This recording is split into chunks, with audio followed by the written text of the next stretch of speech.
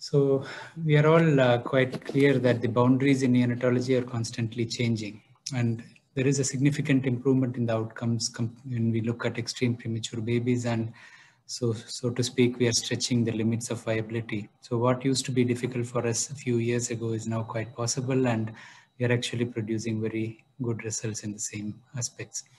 So most of you are training in developed countries, and the resources are not a limitation. So what happens in this setting in terms of countries like India or different countries in sub-Saharan Africa, for example, where you do have resource limitations? So I'll be speaking a little bit about the Indian scene, but actually most of it can be extrapolated to any of the developing world, and some of them are actually much worse than what it is in India at the moment. So this is just to give you the flavor of what happens. I have a few slides, so I will go through some of them in detail, but some of them I'll skim through just to give you the flavor, as I said.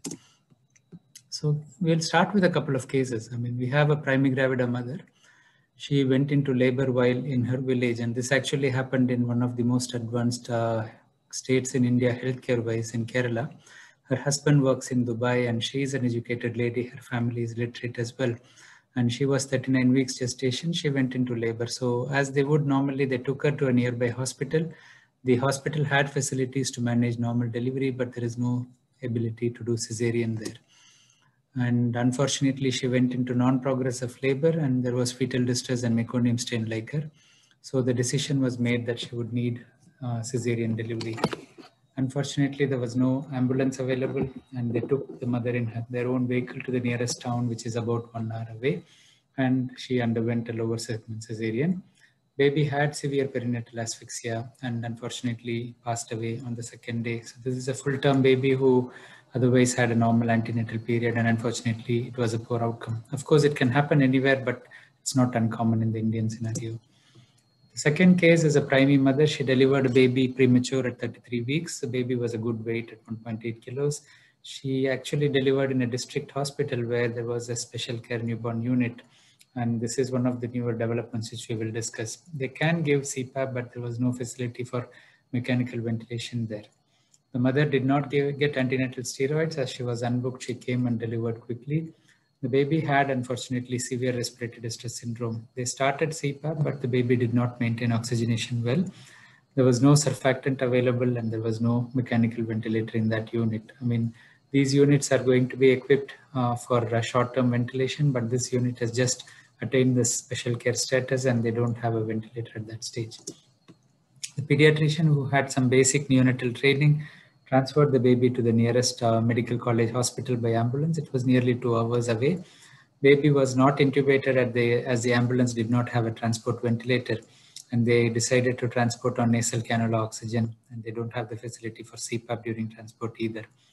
So unfortunately, the RDS worsened. The baby went into shock and did not survive the transport.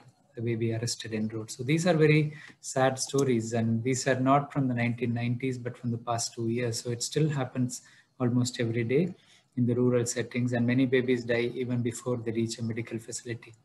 So we still have major factors affecting even term babies like birth asphyxia, jaundice leading to kernicterus, hypoglycemic brain injury. Sepsis is quite rampant as well. It still happens in many parts of the developing world. All of these are quite easily preventable in most instances. As you would all know, extreme prematurity needs the most sophisticated centers, and it's still going to be far low down in the list of priority when we look at improving healthcare as a general status. So this is from 2006, the infant mortality rate illustrated in colors in different countries. As you can see, most of the North America, Europe, Australia, these have below 10 infant mortality rate, which is an amazing figure. And we have the next ring of countries which have below 20 infant mortality, and India currently falls in the light brown category, where you have in the 40 to 80 range. And there are still countries which have above 80.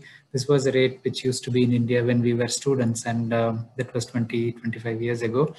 And it has improved to say 45 or 40 at the moment. So things are changing in different parts of the world. However, it's unreasonably high in quite a bit of the world still.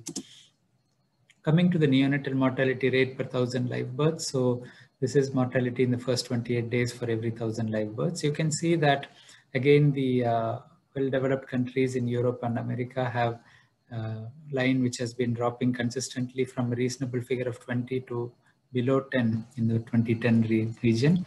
This is starting in 1990, and in other countries it's starting from 40 odd, and it's now come to 20, 25, and in India now it's 29 or so.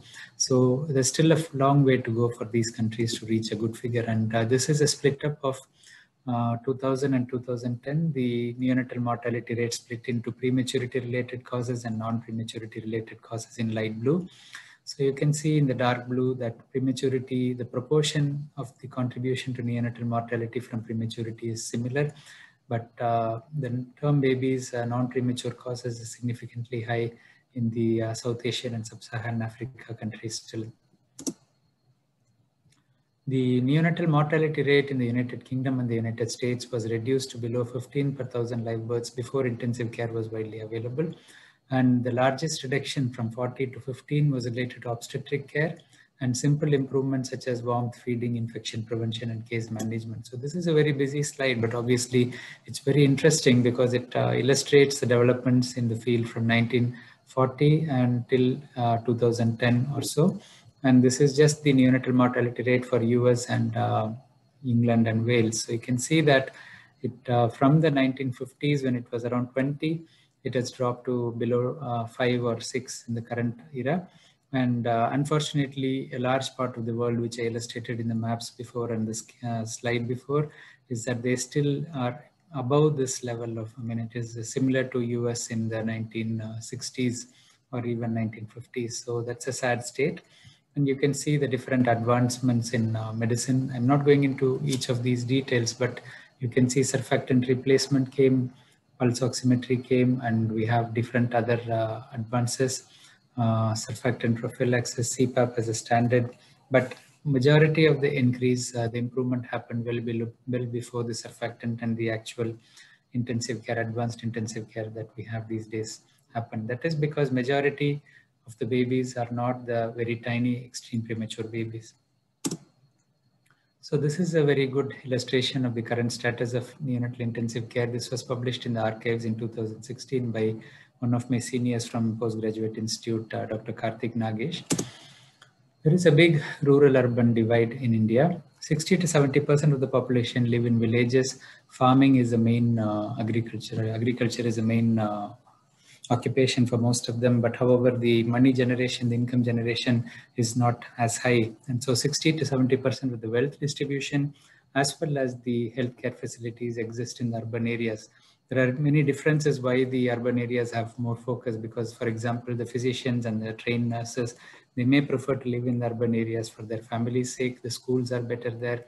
You have healthcare facilities which are better for your own family's needs as well.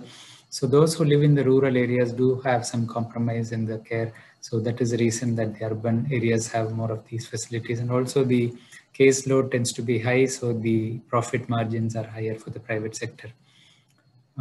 Excellent level 3 facilities are available in the private sector in most of the major cities in India.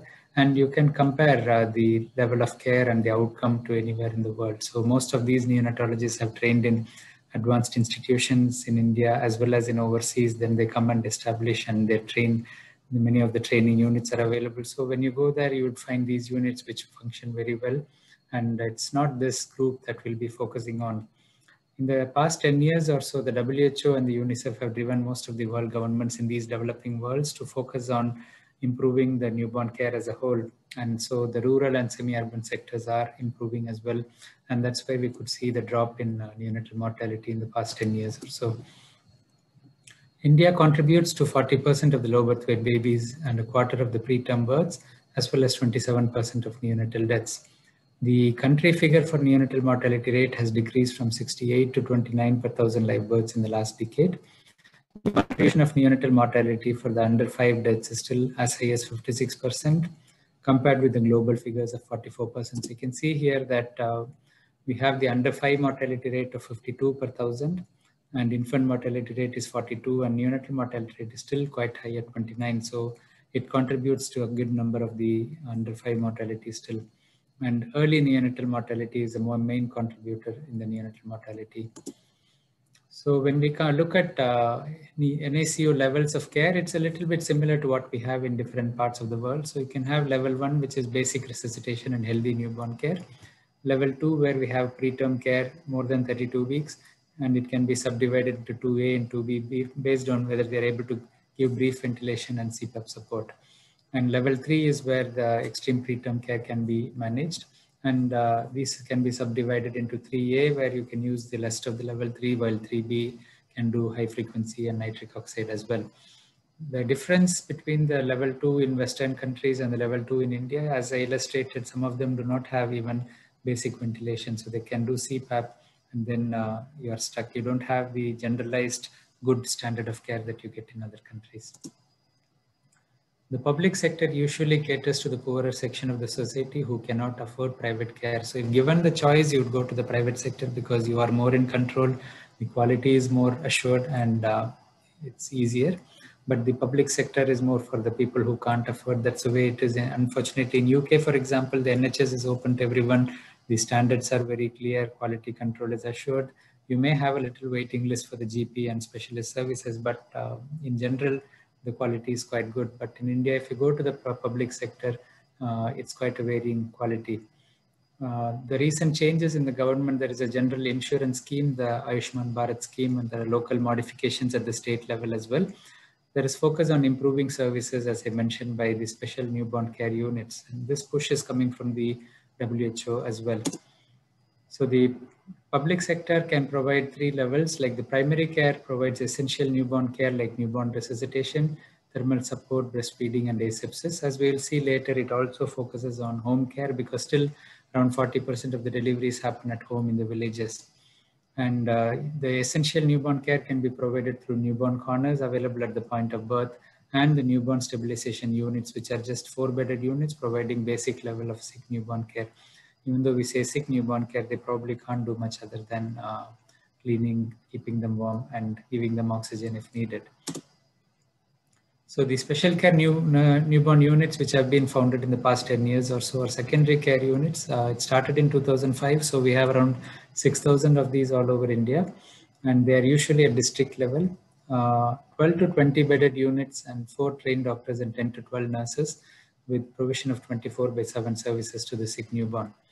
The neonates who require higher care are referred to public sector specialty hospitals like the medical college hospitals, or to the private sector multi-specialty hospitals.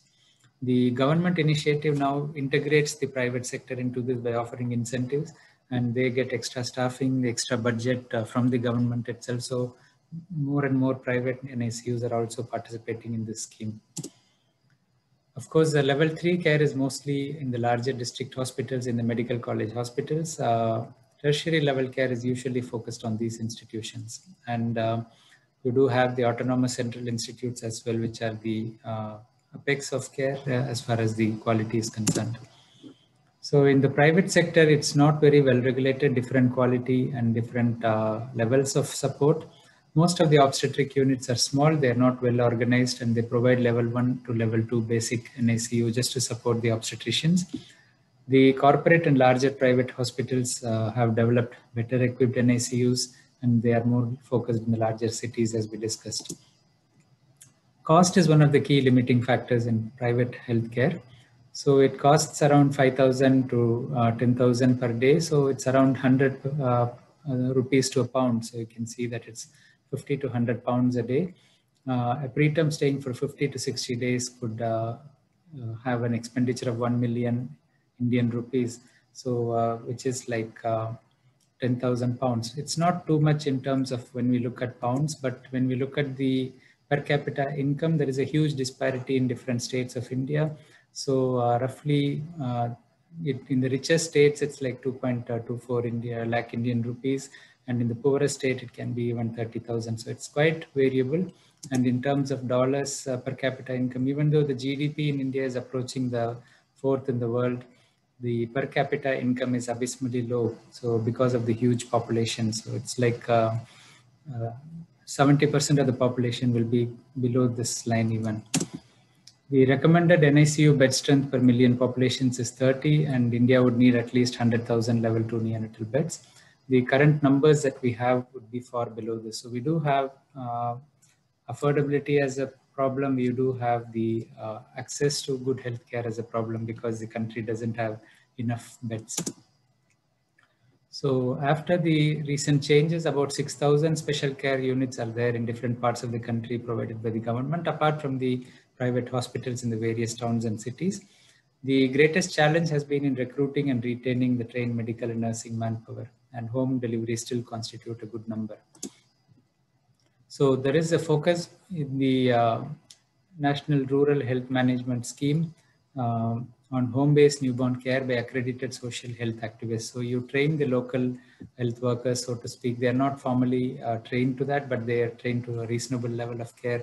They are a social health activist, and they become an integral part of the NRHM, and they are trained, they are paid to some extent by the government as well. The special care newborn unit and the newborn stabilization unit are also integrated to support the system. You can see a significant urban-rural divide when it comes to the neonatal mortality rate, even in the countries where the urban rates are quite low. Kerala is still quite comparable to the Western states, the Western countries, while the other states, you can see that it goes as high as 42 neonatal mortality in the villages. And because the villages have the majority of the population, it affects the total neonatal mortality in the country as well. So the country as a whole is here, and you can see 29 to 33.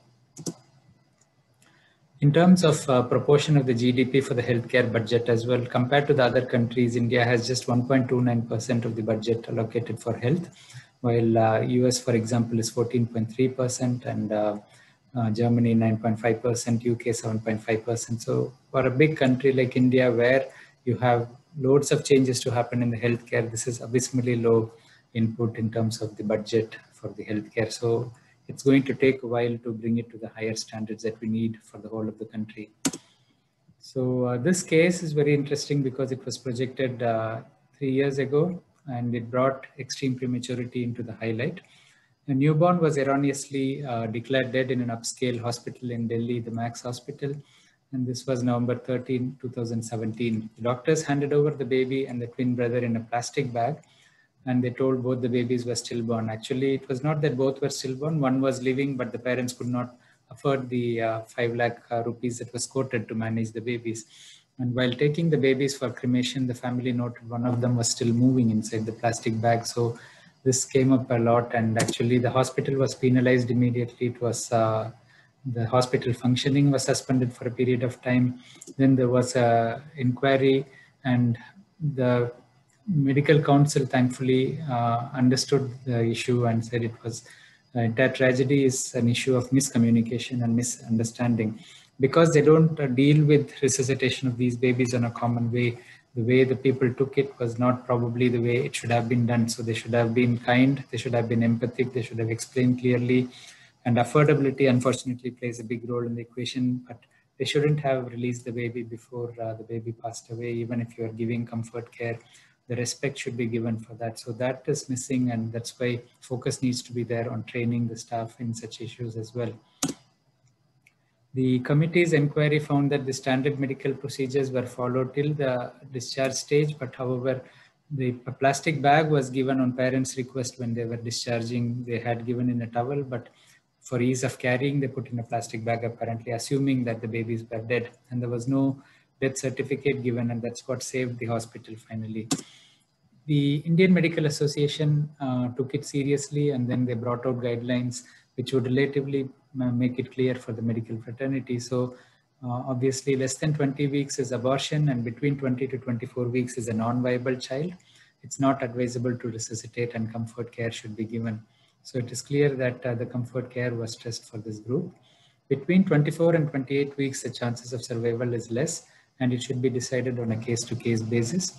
After 28 weeks and 1,000-gram birth weight, every effort should be made to ensure that the child survives. So the benchmark in India now, if you don't resuscitate a 28-weeker, you will be penalized between 24 to 28 weeks. If you have 24 to 27 weeks, if you have counseled the family, you have taken their views into mind. So it's a little more than what you would see in the Western countries. But still, in the private sector, the approach would be similar to what happens in Western countries. So there was a nationwide survey. So what are the outcomes reported from India? And this was published by the PGI as well as Rainbow Hospital Group. And this was in 2014. So we are about 10 years away from the time this data was collected. So things are improving even better than what is displayed here.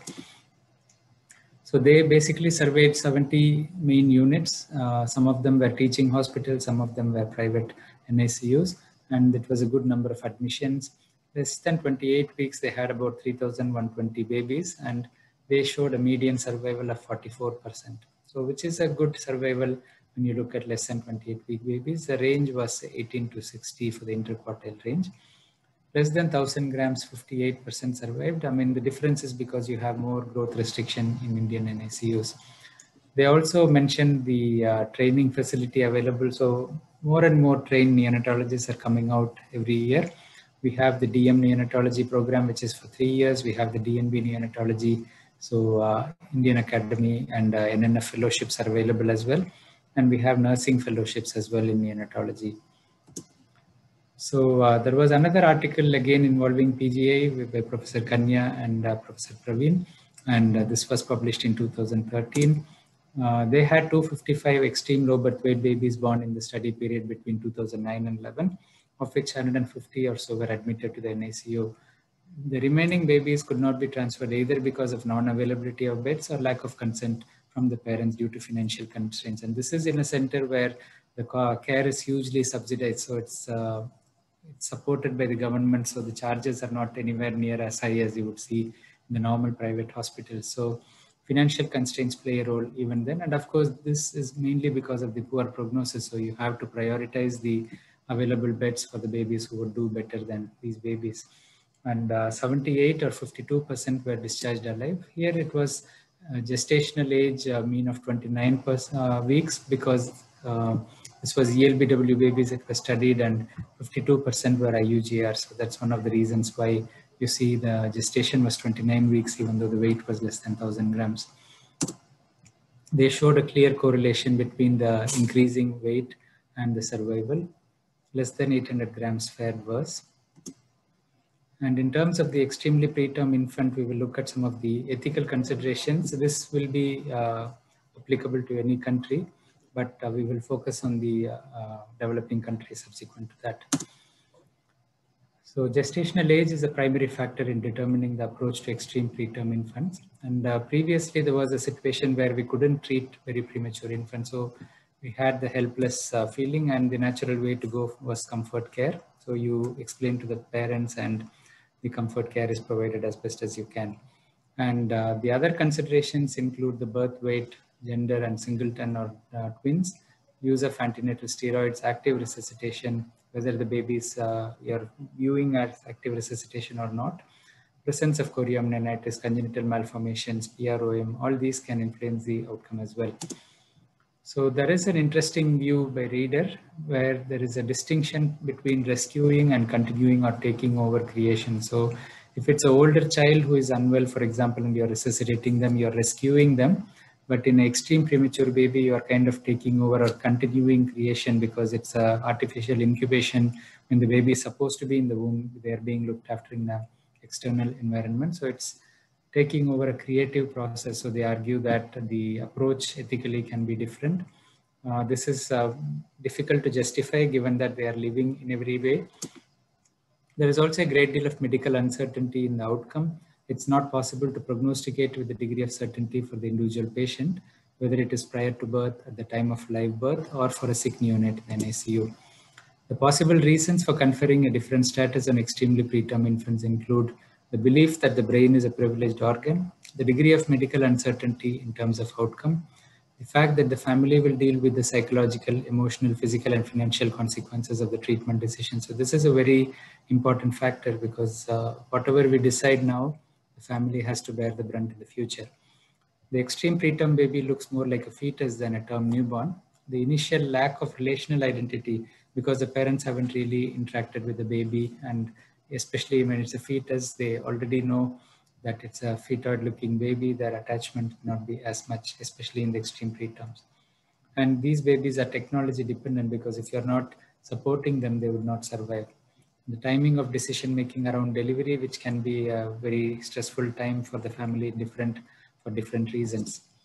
So the ethical principles considered in decision making include the best interest for the baby or the family, a reasonable person standard, the good enough parent, and the harm principle. The harm principle comes in the very tiny babies where the prognosis is not good. So the pain and the different procedure related discomfort that the baby goes through may be not justified. In terms of models for decision making, you have the zone of parental discretion, the not unreasonable standard, and the shared decision making model. So all these have a little bit of overlap the way you put it. So the degree of medical uncertainty and the facts that the parents will deal with the consequences of the decision making highlight the importance of providing a wide band of discretion in parental decision making authority. So the zone of parental decision making is affected by the degree of prognostic uncertainty. The more the uncertainty, the wider the zone that you give. So the parent's opinion has a bigger weight where the prognosis is poorer or you're more uncertain. The not unreasonable standard looks at it as three different areas. You can say the same, we will look at the guideline as well as to unreasonable to provide treatment, which is a clear-cut zone, say 22 weeks. And it won't be unreasonable to either provide intensive care or not to provide intensive care. This is a gray zone and the gestation would vary depending on your unit statistics. So most of the 23-weekers would fall in this category. And unreasonable not to provide treatment, this would be 24 weeks in most countries, but in the developing world, you may have to stretch it to 26 to 27 weeks. In terms of the shared decision-making model, the healthcare professional shares the best available evidence, discusses the options, and helps the parents discern their own values. When the treatment is clearly beneficial, a baby's right to treatment outweighs the parent's decision-making authority. But when the benefits are less clear, the parent should decide for their not yet competent children. Transparency and regular communication with parents will invariably strengthen the therapeutic relationship and minimize conflict.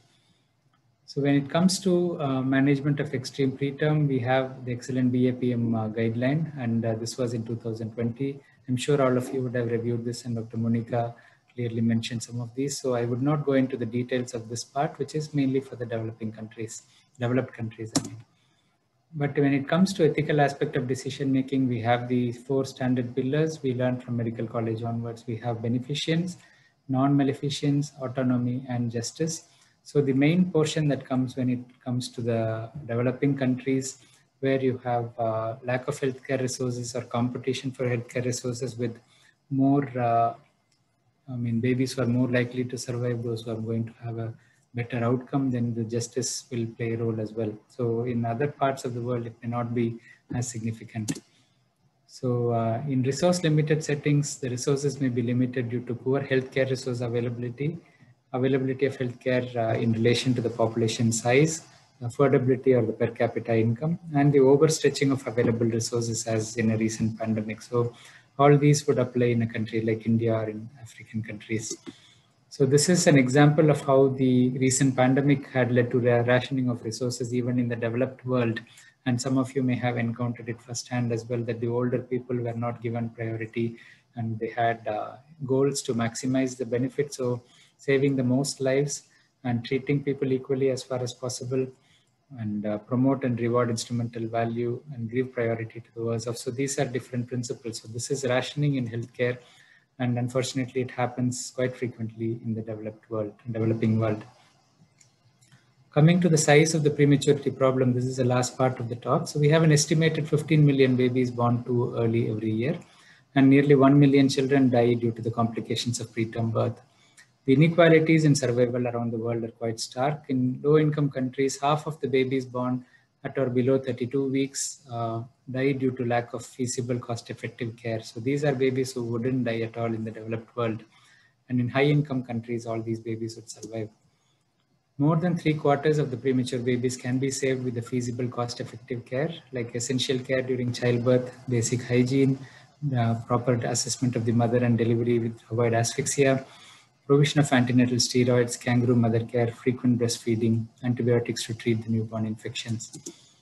In the lower income countries, on average, 12% of the babies are born too early compared with 9% in the higher income countries. and prematurity rate can be as high as 18% in some countries like Malawi. Within countries, the poorer families are at higher risk. As I said, in India, the affording people will go to the private sector, they would get better care than those who go to the public sector. There's a dramatic difference in survival of premature babies depending on where they are born, and more than 90% of the extremely preterm babies born in the low-income countries would die. So this is a fact. And less than 10% of such babies would die in high-income countries. So the survival is increasing progressively in the high-income countries, while in the low-income countries, this is unlikely to change for the next 10 years at least.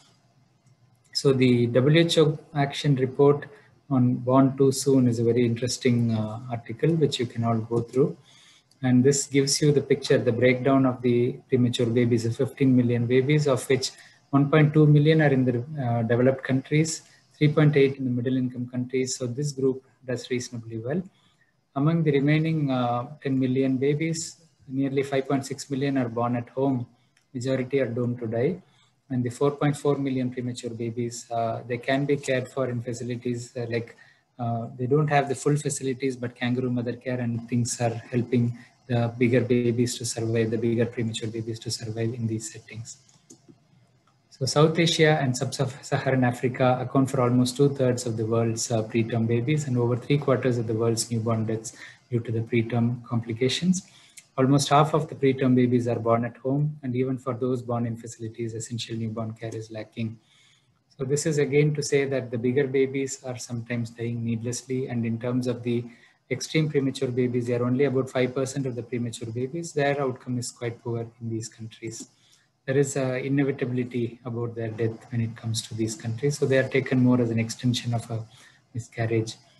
The countries with the highest risk of death and the most feasible deaths to avert are still experiencing the least progress. So as I told you, what happened in the US and UK in the 1950s is still not happening in many parts of Africa, for example. The history of neonatal care, we explained already that most of these happened before the neonatal intensive care was established. So obviously the priority for public health should be to save the babies who should not die otherwise.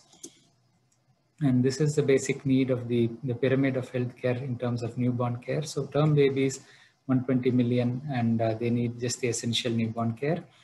12.6 million premature babies, of which there is a different level of care needed.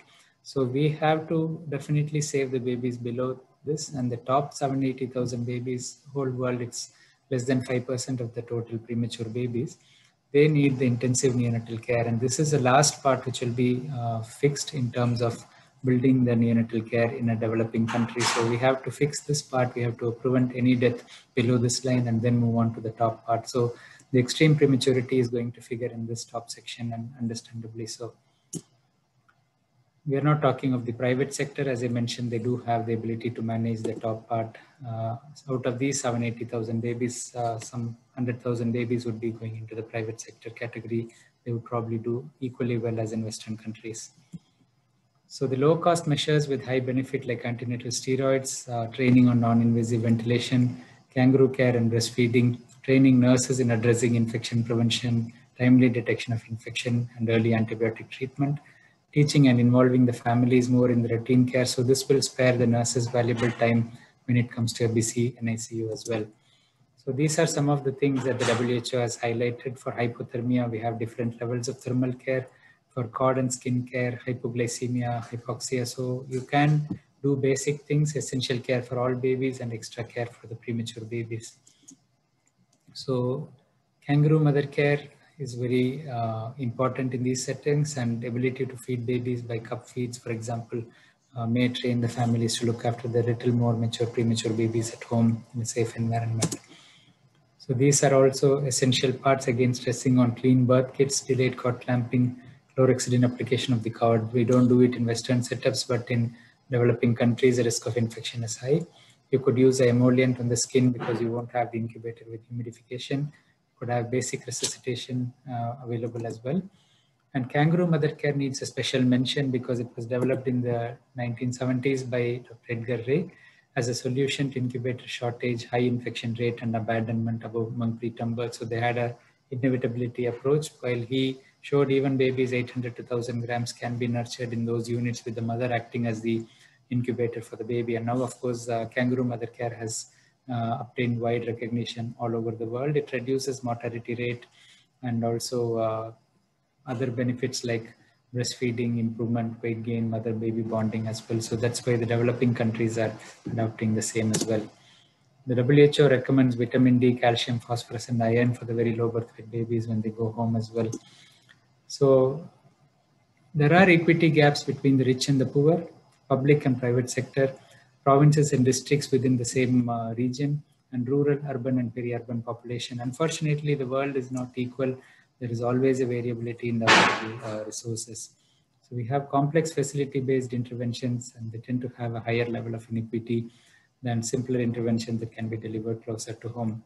So the immunization and antenatal care, for example, is more widely available, while higher disparities exist for the skilled attendance coverage. And birth in a health facility is more than twice as likely for a richer family. And we do need lots of nurses and midwives with skills in critical areas, but still the number of such trained nurses available is not high. And in many Indian states, the peripheral hospitals have developed a dedicated newborn space, which we discussed earlier, to improve the care of such babies. So the last part is just to look at what we can do to prevent premature birth in the first place by improving antenatal care and the essential parts of the newborn premature babies care, which can be done with more focus from the government, some training at district and regional levels, and also improve the basic support for the babies with respiratory distress syndrome and so on as well. So comprehensive neonatal care where the capacity allows. So this part is most likely to be achieved at the late stages. So to conclude, resource limitation and healthcare inequalities will not be removed anytime soon. And we have to prioritize care according to the expected outcome. Rationing of care, focusing on high effectiveness measures that can be achieved early should be the focus. In private setups where the facilities are available and the parents can afford, we can discuss the approach to resuscitation beyond 24 weeks as we do in the developed world. Of course, the follow-up availability, if the baby has a neurodevelopmental problem, is going to be less than what you would find in other countries. So this needs to be considered. The long-term cost implications of a handicapped baby has to be considered as well. In the public sector, unfortunately, we need to accept the compromise situation, but improve the care as best as we can. So we have to improve the babies who survive with the minimal, not sophisticated interventions to start with, and then we can consider improving it for the more intensive care requiring cases. So I hope this gives you an idea, and if there are any questions right now, we can discuss those as well.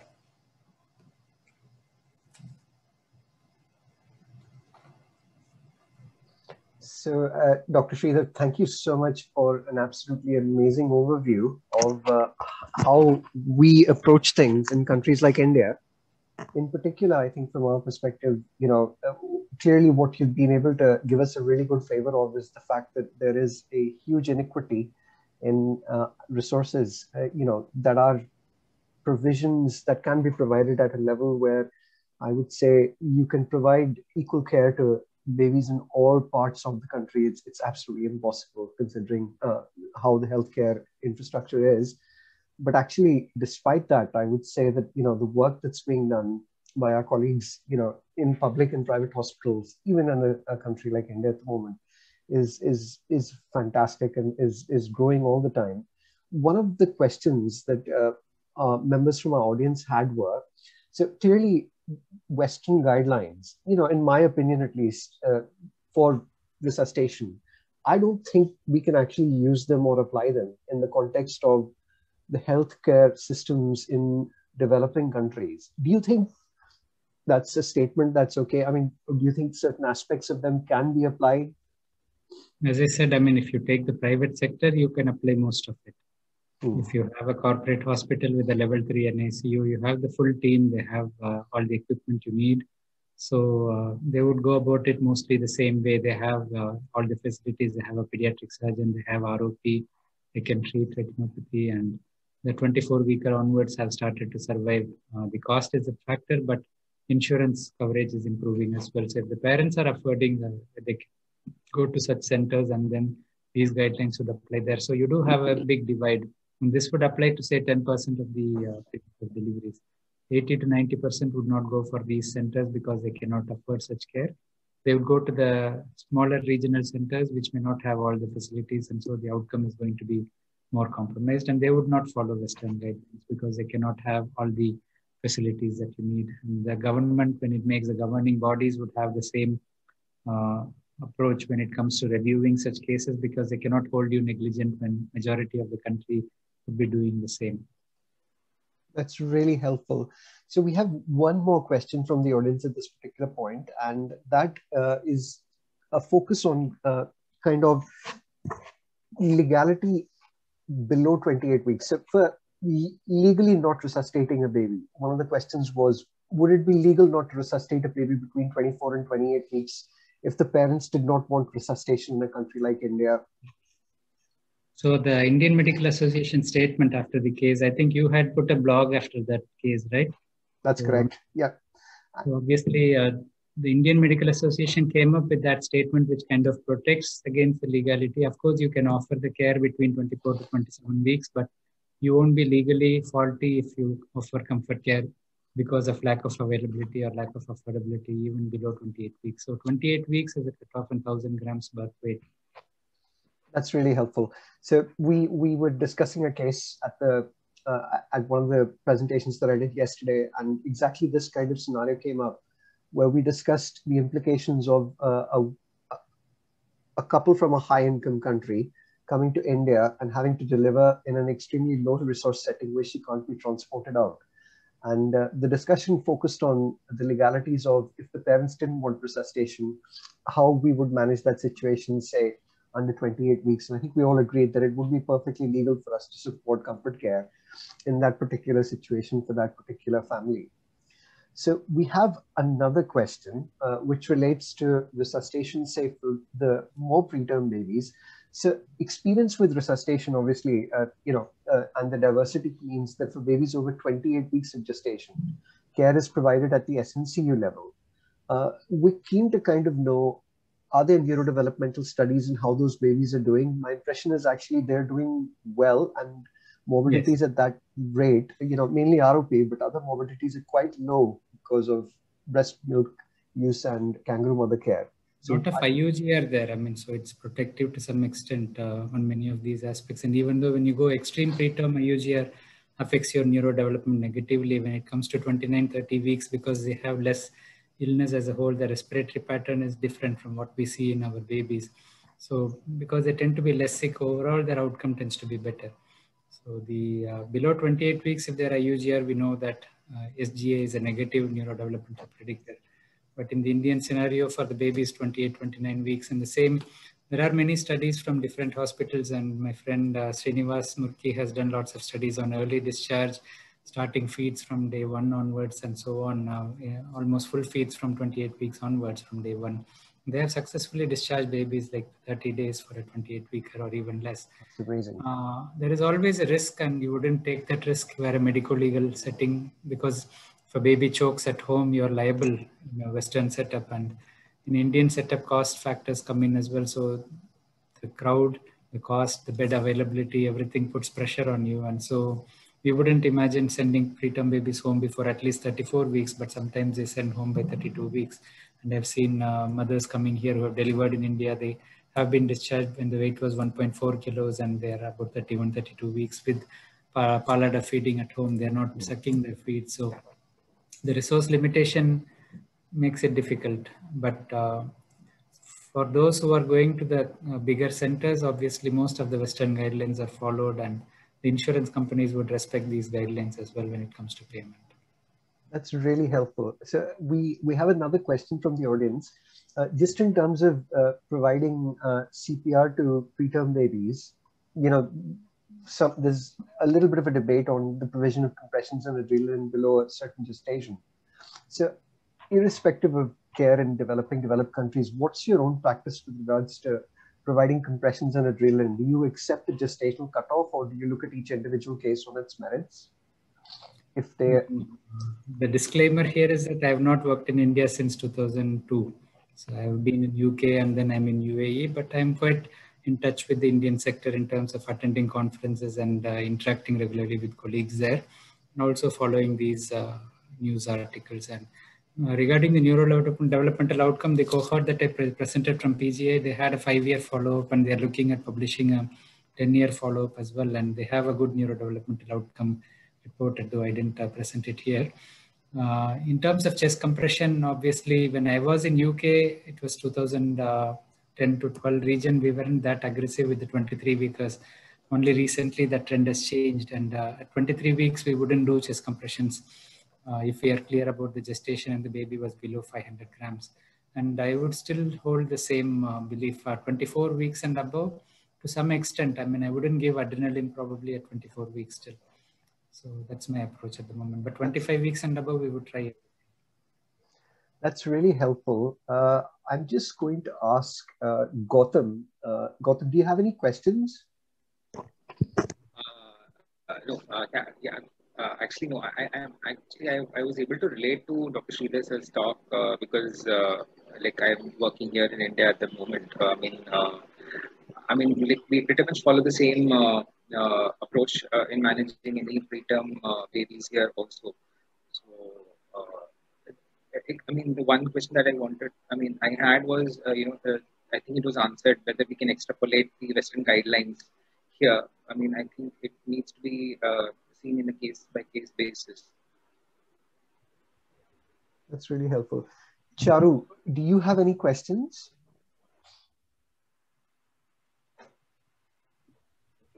Yeah, thank you for the talk, Dr. Sridhar. The main question from my point of view that in India, it's quite challenging in view of not just resources, education, etc. As you mentioned that we would be more concentrating on late sort of preterm infant than the very preterm infant as such. But the difference in your private sector is quite significant compared to the government sector. Is there any government policy or sort of approach to sort of levelize the more funding, more resources at the present state? Any sort of Indian Medical Council, anybody sort of promoting this or presenting to the Indian government? The last 10 years, things are improving. And because it's showing an improvement all over the world, in Africa and South Asia, WHO has a big role to play in guiding these programs. So they are going stepwise. And when I was a medical student, we had focused on term babies, trained birth attendants, preventing birth asphyxia, improving breastfeeding. And then they have moved on to the special care newborn units in 2005 onwards. And now the insurance schemes which allow the private hospitals to get benefits from taking the poor patients. So there is a certain proportion of poor patients they need to take if they come for care with you, and the government could subsidize and pay you. It won't be the same rate that you get for your private patients. So there is a move in the right direction. It's not reached the stage where you would call it a level playing field at any stage in the near future, because unfortunately poverty, the GDP is increasing a lot in India. The per capita GDP is changing as well. It's increased, I think, 45% in the past 7-8 years. But at the same time, the inflation is going high as well. So we have to take that with a pinch of salt.